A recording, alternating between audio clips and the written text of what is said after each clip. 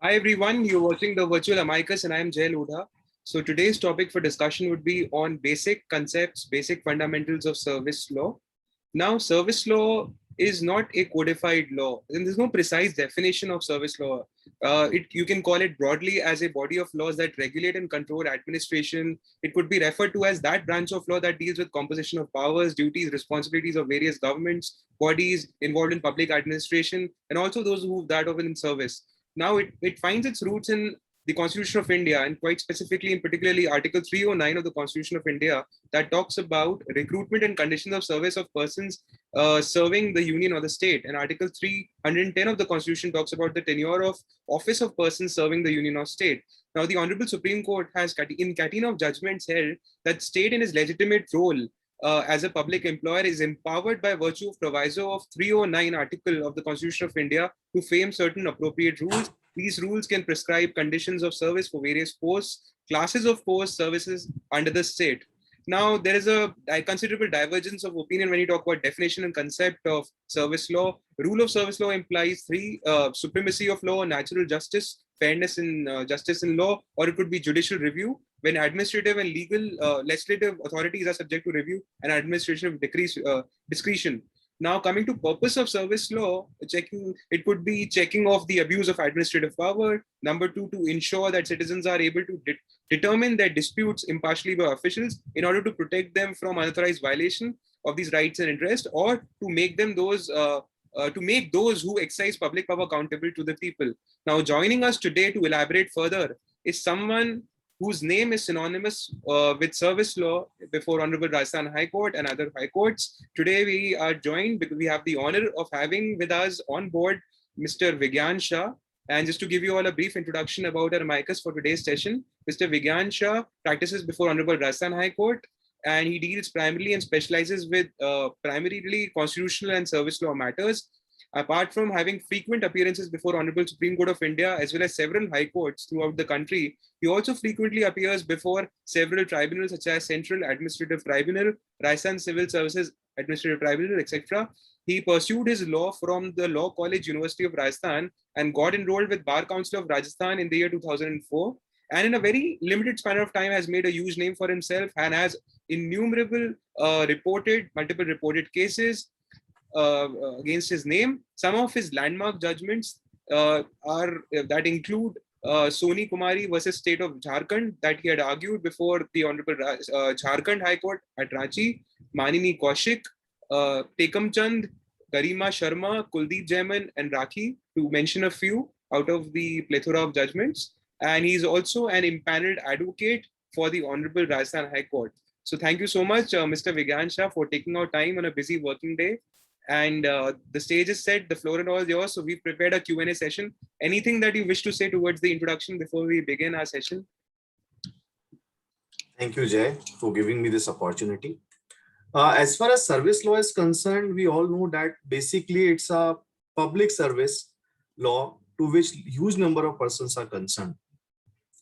It either goes into the method of recruitment or in service position, that where there is a promotion or there are inquiries. So the Constitution basically governs all this, and under the powers given in the Constitution, the rules are being framed. So every authority has to work as per the constitutional provisions and the rules framed thereunder. So any sub issues per then we'll be discussing on a topic wise basis. Thank you so much, sir. So I think we should start with our segment. We have prepared a Q&A format. So question number one, sir, if you could give us a brief introduction to service law, what it is all about. Yes. Now the service law starts from Constitution of India, where there are several articles under fundamental rights. Like Article 14, there is right to equality. Article 16 deals with fundamental rights in respect of equality in public employment. Then those who are in service, there comes Article 309 to Article 311, which safeguards the interest of the public servants. To make it to explain it further, if you will see Article 14, right to equality is there. Article 15 prohibits any discrimination on grounds of religion, race, caste, sex, place of birth. Then 15.3 provides that the state can make special provisions for women and children. Article 16 deals with right to equality in public employment. Now, this is very, very important. This Article 16.1 provides that there would be equality for opportunity in respect of employment. 16.2 prohibits discrimination only on the grounds of religion, caste, sex, descent, place of birth, residence, or any of them. Now, if that you would look into, the important wordings are only on the grounds of. So, if there is a single ground of discrimination, that is prohibited.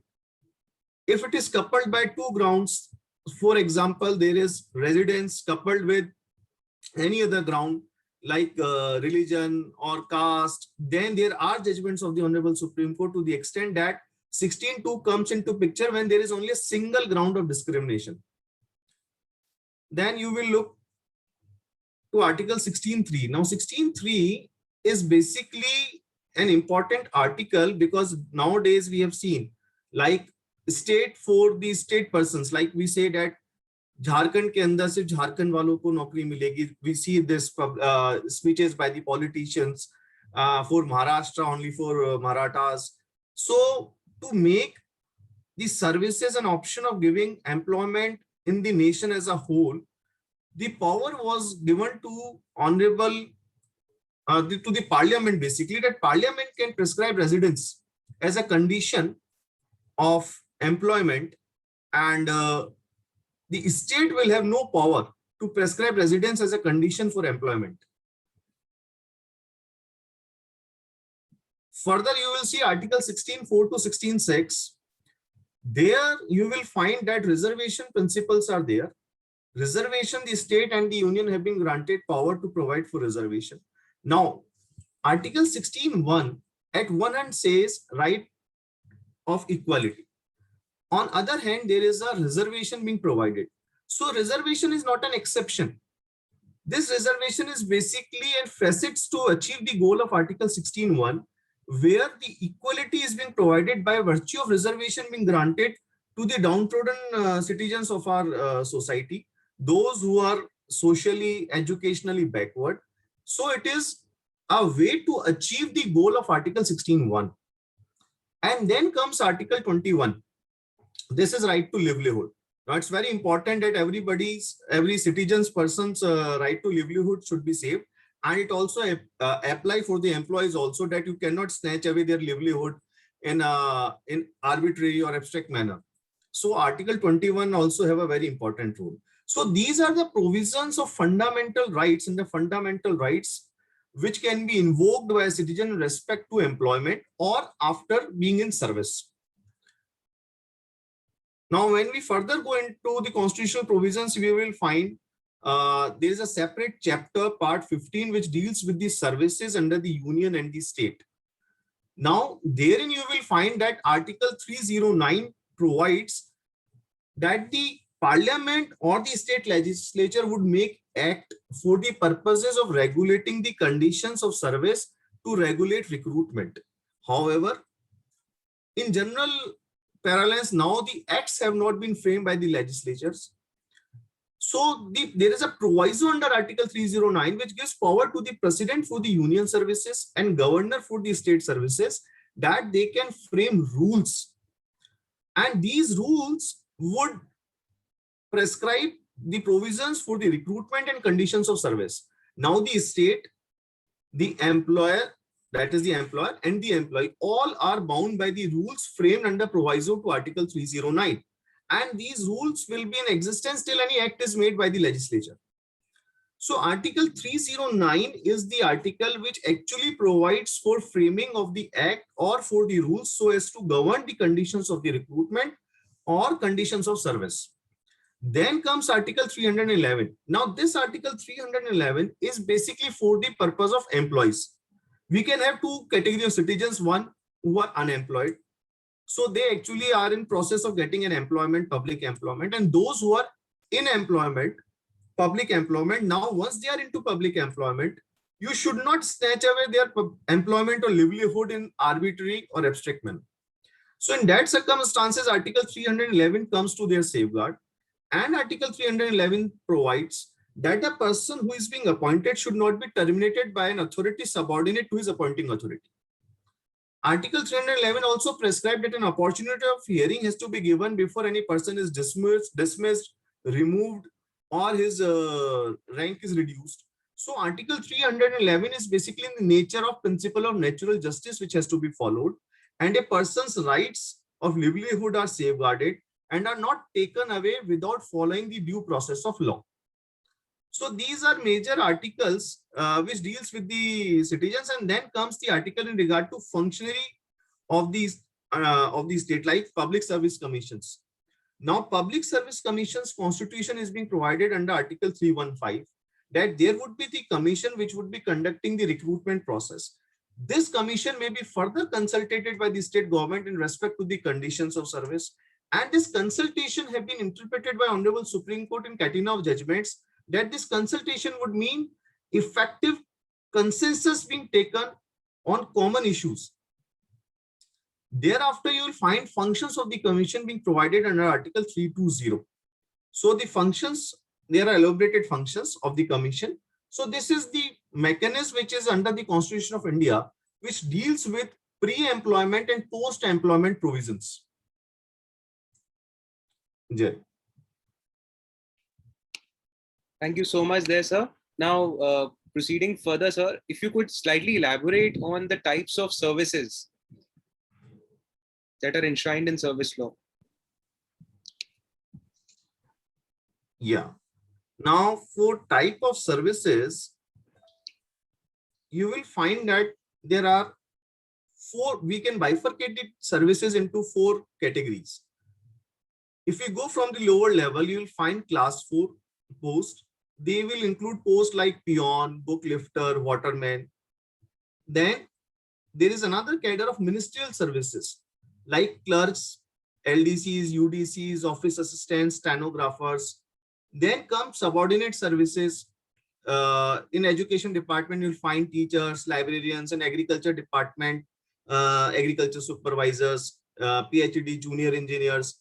And then the state services like RAS, RPS, principals. Now I'll just explain what is the basic difference between these type of services. How do we understand them? Class 4 services are basically services of level wherein daily working of the department has to be looked into by the peons and book lifters and all that, Safai Karamcharis. Ministerial services, you will find that like there is a department of education, there is a department of excise, there is a department of taxation, there is a department of medical. Now in these departments, for internal functioning of the department, you will find you are requiring clerks, clerk grade 1s, office assistants, stenographers. So they are there to perform regular functioning within the department itself. And these posts would be common in each and every department. But when we come to the functions of the department, for example, we deal with education department for a moment. Now, education department is there to impart education. So there they have divided their services in the state level services, subordinate level services. Similar is with the medical department, that would be there for the taxation department also. So if we go for a senior teacher, you will find that he is there in the subordinate service. If they are brought into state services, the post would convert into the post of principal or director or education officer, like this. If we look at it in the engineering department, you'll find JEN at the level of subordinate service. But if you do go for the post of chief engineer, you will find it's a state service post, state level post. So this is how you'll find RAS and RPS being the state services. These now, therefore, a department functioning where there are high level of post, the administrative post in general, they would become part of the state services. Posts below them would become part of the subordinate services. So four type of major services would be class 4, ministerial, subordinate, and state. Jay. Thank you so much, sir, there. And for this elaborate description on the kinds and types of services. Sir, moving forward and going to our next question, sir, if you could differentiate between regular, irregular, and temporary appointments. Yes. Now, we have seen many of times the matters have been taken up before the Supreme Court, and it comes before the High Courts also, that the persons are working from several years, but then they are not getting their regular pay scale or confirmation. So why it is the position that they are not getting that? So there comes the concept of irregular appointment, regular appointment, and temporary appointment. Any appointment which is made without fulfilling the entire process given in the rules governing the terms and conditions of recruitment, it comes in the ambit of irregular appointment. For example, suppose the rule says that there would be inviting of applications by publication in a daily newspaper, and it would be open selection. Instead of that, the department makes an appointment through an employment exchange. So it falls under the ambit of irregular appointment because that process was not provided for. But when we talk about regular appointment is always against the vacancy by following a regular process given in the rules.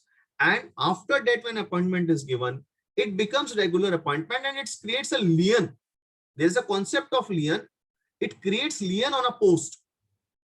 The person who holds that post, he has a lien on that post because he has come by way of regular appointment as prescribed under the rules. And then there is a third type of appointment, which we say temporary appointment. It's for a short-term period on ad hoc basis, on maybe even on contractual basis. Now, these appointments does not have right equal to the persons having regular appointment. The persons under these type of temporary appointments or irregular appointments.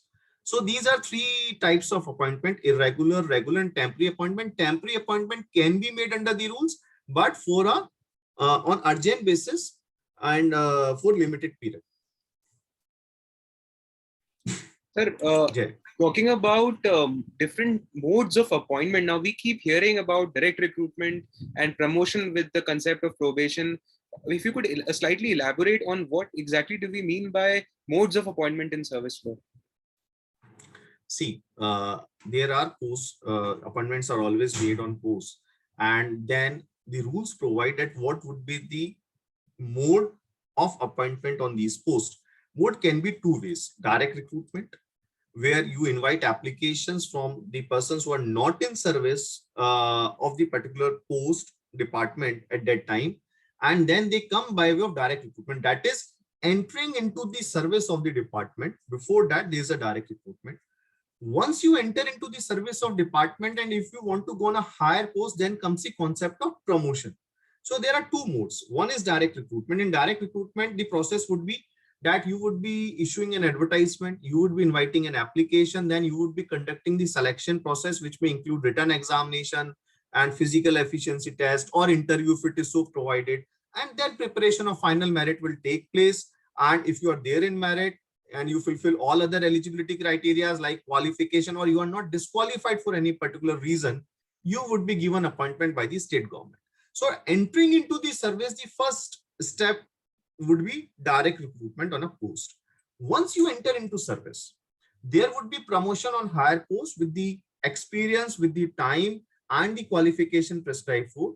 So that will go by way of DPC, Departmental Promotion Committees are there. They would be conducting promotion exercise against a particular vacancy here. And that would be the mode of appointment on the higher post in the department. A post may have both the modes. It may also have direct recruitment. It may also have promotion. There may be quota, right? Like 50% post would be filled from direct recruitment, 50% would be filled from promotion. So promotion would always include a feeder post there, which will give right of promotion to on X post. So that is the concept of direct recruitment and promotion as far as mode of appointment is concerned. Right, sir. Moving forward now, what do we mean by conditions of service? Now, we keep hearing this, even Article 309 has a bearing on what condition of service is. Now, if you could define, elaborate in a nutshell, is it with respect to ration service rules or any other rules that govern conditions of service, or is it autonomous depending on different organizations having their own different set of conditions of services? The conditions of service is a very wide term. and anything which would regulate your service points from appointment till retirement, that will fall under the ambit of conditions of service. For example, what is your salary, when will you get increment, the amount of increment, confirmation, your leave, transfer, all these are conditions of service. And these conditions of service cannot be defined in a particular definition, that this would be the particular definition of the condition of service. This expression is very, very wide, and it has to be given interpretation at several levels. Now, one is like there should be equality of opportunity between same class. That is also a condition of service. Then you will find that by executive instructions, your service condition, in case if the rules are silent or there are no rules, the executive instructions can lay down your conditions of service. So conditions of service are basically all such conditions which would be governing your services from the date of appointment till date of retirement, and would include various topics which I've already stated: your leave, transfer, increments, confirmations. All these would be the part of conditions of service. Right, sir. So, to all the viewers who are watching, I hope you've understood what condition of service is, because this is one area where people frequently have problems with respect to fundamentals and concepts and what condition of service is all about. Now, moving forward, we often hear about reservation when you talk about service law. And this type of reservation is slightly different from the regular reservation that we keep hearing. This reservation is about vertical, horizontal, who will be eligible, who will not be eligible. So if you could, sir, if you could throw some light on reservation in the context of service law. See, yes. Now, reservation, when we see how does reservation come from, where does reservation come from? It's basically the Constitution of India which provides for reservation. There is one Article 15 which provides for reservation, and there's Article 16 which provides for reservation. Reservation under Article 15 is basically in respect to reservation other than public employment, like academics, for admissions into colleges and all that. But when we talk about reservation in public employment, it is solely governed by Article 16. Now, Article 16, from Article 16.4 to Article 16.6 provides that there would be reservation for backward classes, scheduled castes, scheduled tribes, and now we have more backward classes. And recently there is economical weaker section which is being introduced in this system.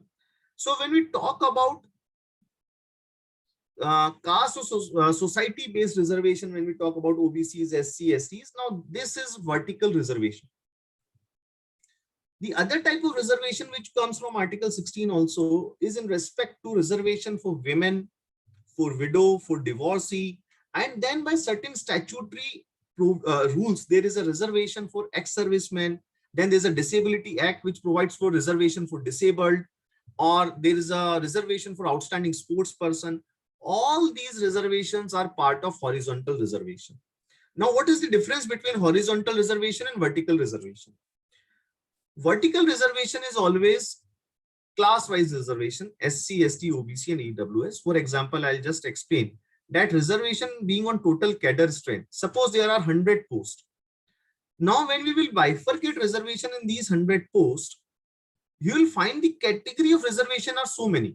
SC, ST, OBC, EWS being in vertical. Then you will be finding women, widow, divorcee, ex-servicemen, physically disabled persons, and every other categories like departmental employees. If we go and calculate the number of vacancies reserved for all these reserved castes, you will find that it will cross 100.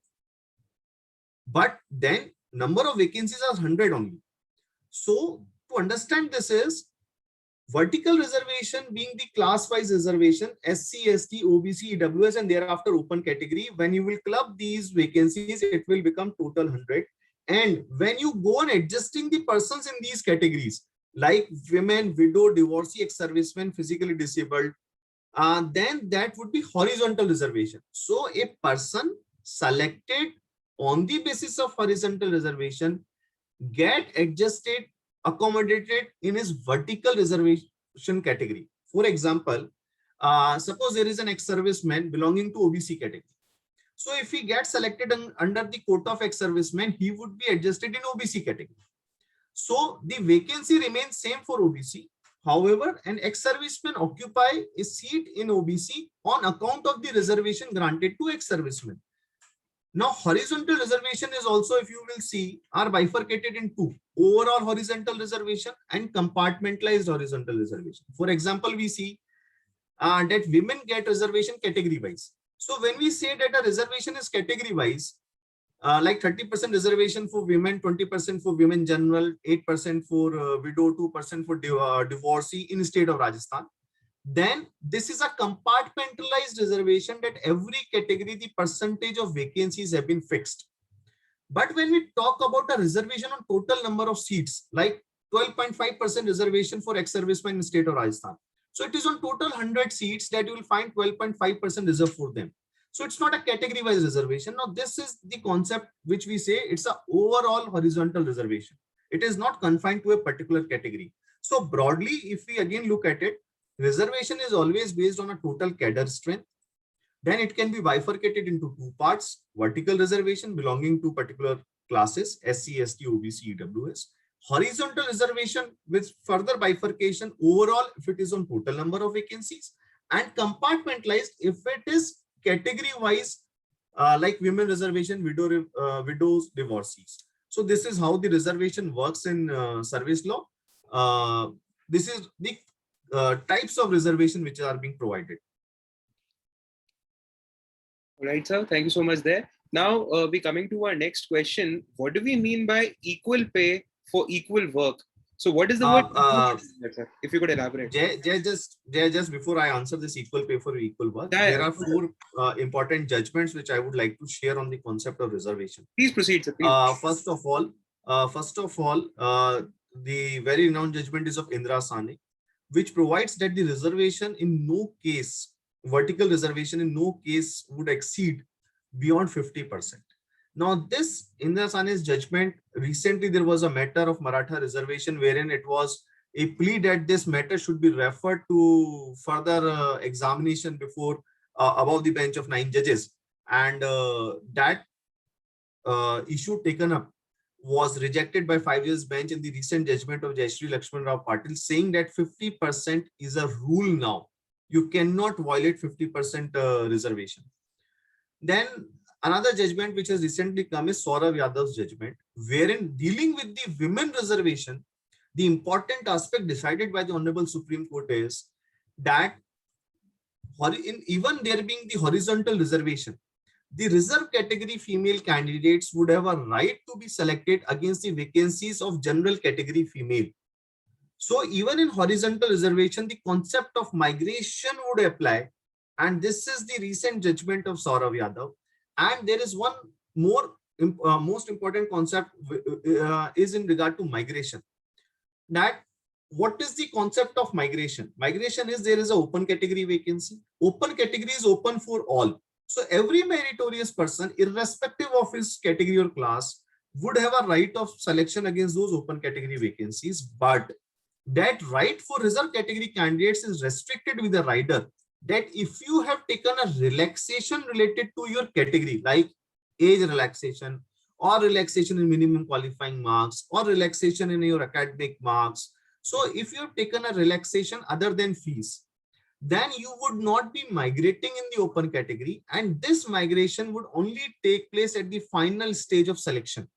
And that is the R.K. Sabharwal's case which deals with it. So these were the important judgments in respect to reservation and migration. Now, your next question is in regard to equal pay for equal work. Now, equal pay for equal work, as we understand with the general terminology, is that my pay should be equal if my work is equal. So I am actually claiming parity of pay, and this parity of pay comes as a matter of right under Article 39D of the Constitution of India, which actually provides a safeguard for equal pay for equal work, so that persons who are equally situated are not discriminated at the level of authorities or the state government, and they all get equal pay for the type of work they are doing. Now, it is not only the type of work which I can claim. There are several factors which have to be examined while dealing with the issue of equal pay for equal work, which may also include your mode of appointment, whether you are irregular employee or regular employee. Then you have to also show parity in regard to your qualification, because qualification can also be a criteria of differentiating in pay. So it's not so simple to say equal pay for equal work. It would include several conditions which have to be satisfied while having a claim for equal pay for equal work. Next, Jay. Yes, sir. Now, moving forward, sir, uh, as far as departmental proceedings are concerned, we often come across a proceeding that takes place. There's an inquiry that is initiated, then investigation happens, and subsequently there is a penalty that is awarded. Now, if you could explain departmental proceedings in light of conduct rules and CCA rules. Now, what's the difference? Who awards these penalties? Can they be challenged? If you could shed some light on what departmental proceedings are all about in service law. Thank you. See, departmental proceedings are basically proceedings of a nature where you have committed some misconduct, and then the department initiates proceedings against you for the purpose of imposing penalties. Now, if we have, as we have looked into Article 311, there was a safeguard that no person would be dismissed, removed, or reduced in rank without giving an opportunity of hearing. So, to fulfill that basic principle under the Constitution, the CCA rules, classification rules, conduct rules have been framed. These rules, there are conduct rules for the government employees, and then there are CCA rules which deals with these departmental proceedings. In departmental proceedings, we can bifurcate the punishments being the major penalties and minor penalties. And then there is a process based upon the type of punishment to be imposed, which the department has to follow before reaching the conclusion. For example, if suppose I have been issued a charge sheet for imposing major penalty, the process for imposing major penalty is a very elaborate process where the witnesses would take place. There would be a cross-examination, the documents would be led, and then our inquiry officer would be making inquiry. He would be submitting his report to the appointing authority, and then the appointing authority would be taking the final call. So it's a huge process which is to be taken, which would be followed. And if there is a breach in following the process as prescribed under the rules, the employee would have a right to get his interest saved from honorable court that looks up. This is the process which has not been followed, and by not following the process, the state or the authorities concerned are imposing penalty against me, and which is being bad in law should be adjudicated by this honorable court. So this is how when the process is not followed or the penalties are imposed which are disproportionate to the misconduct alleged, the court would have a right of judicial review. But then what type of penalties would be major and what type of penalties would be minor? Major penalties may include reduction in rank, dismissal, removal, compulsory employment, which would directly affect your future livelihood. Okay, and then in the sense that you may be even get out of the job. Minor penalties are that your increment may be withheld for particular period, or then you may be awarded with censure or recorded warning. These are the minor penalties, and the process for both these penalties are different under the rules. Minor penalties would have a, the process would not be that elaborate that which is there in for major penalties. Thank you so much, sir, there for this elaborate description on the different proceedings that takes place. Now, coming to the punishments, we often hear about dismissal of service, removal, compulsory retirement, and termination simpliciter. Now, if you could differentiate between all of them, or is there a difference, or are these different for different categories of employees? See, all these types of punishment, for example, dismissal, removal, and compulsory retirement, they come in a way of departmental proceedings whereby the inquiry is conducted, and then it's a final conclusion of the appointing authority that what type of punishment should be imposed. So if we talk about dismissal, that if the order says dismissed from service, now what would be the impact of dismissal? The impact of dismissal is not only that your present services is taken away, it would have a larger impact in the way that you are not even eligible for reappointment. So dismissal of service, it not only takes away your present service, it also makes you ineligible for future employment. And that is the, I think so, the toughest punishment which can be imposed on the employee. And it also takes away your rights of pension and other benefits. Then comes removal. Now removal will take your present services, but it will not debar you for future services. So that's a difference between dismissal and removal. However, when we talk about compulsory retirement, in compulsory retirement, the difference from dismissal and removal would be that in dismissal and removal, while your rights of pension also goes away, in compulsory retirement, you will not be in service, but you will be getting your pension and other retirement benefits. So that is compulsory retirement. Now there is a concept of termination simpliciter. Now when can this be invoked? As soon as we enter into service, we are put on probation. Probation is that your employer would be examining your efficiency in a particular period. And if he finds that your working efficiency, your conduct, and all other criteria which he thinks you fulfill all those criteria, you would then be confirmed in service.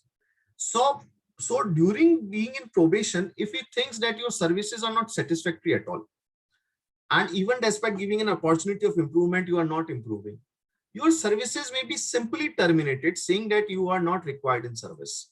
Now that is termination simpliciter. That takes place basically when you are in probation, and it's a basically termination or appraisal of your service.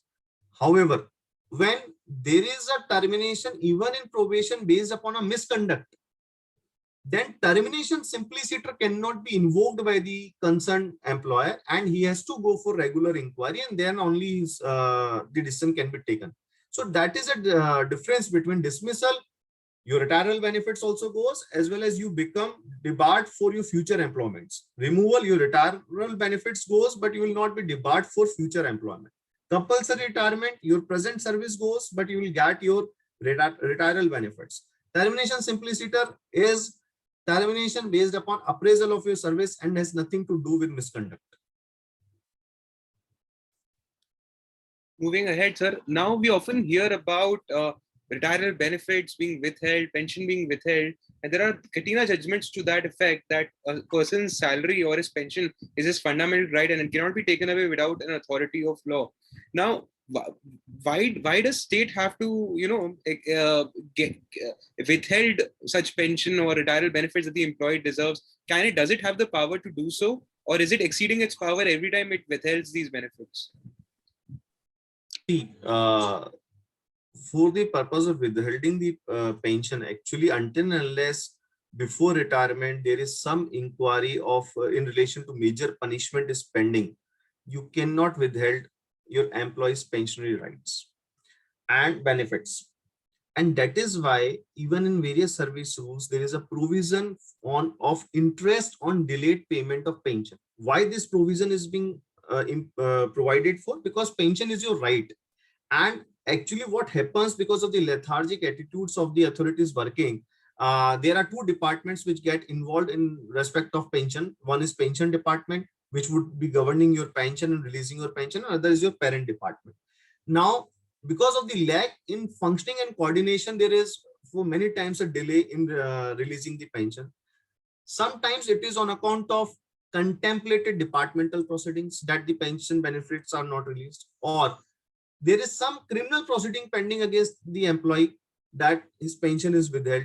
So until and unless you have a legal point to withhold the pension to in the way that a departmental proceeding is pending or a criminal case is pending, the state has no right to stop the pension at all.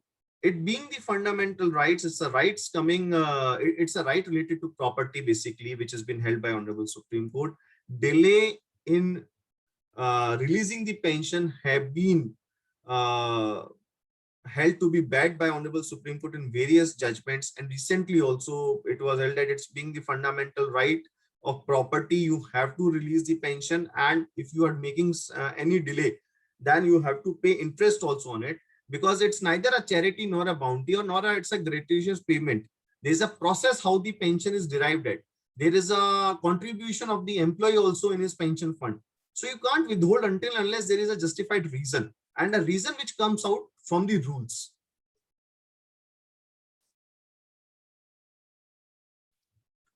Thank you so much there, sir, for your valuable insights. I hope we've covered everything and I hope nothing is left behind.